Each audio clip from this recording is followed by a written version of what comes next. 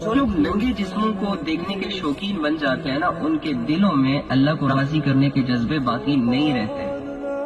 آپ لوگ مان لیں اس بات کو کہ آپ کے ایمان کو چوری کیا جا رہا ہے، بہت ایک شاطر طریقے کے ساتھ۔ تمہارے دشمن، تمہارے اسلام کے دشمن، تمہارے اللہ کے دشمن، وہ لوگ جو کسی شریعت کے پابند ہی نہیں ہیں،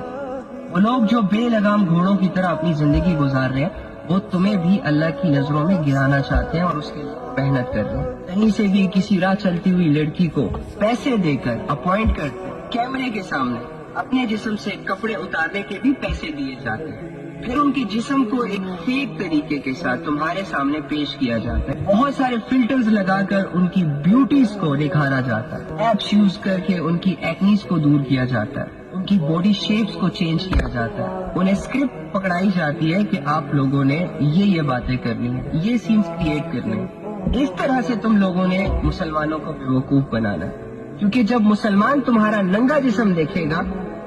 تو یہ اپنا ایمان ہاتھ میں لا کر تمہارے سامنے پیش کر دے گا، پھر یہ بھول جائے گا کہ یہ کسی محمد صلی اللہ علیہ وآلہ وسلم کا امتی ہے اور اسلام کا ایک فالوور ہے اور اللہ رب العزت کا ماننے والا ہے۔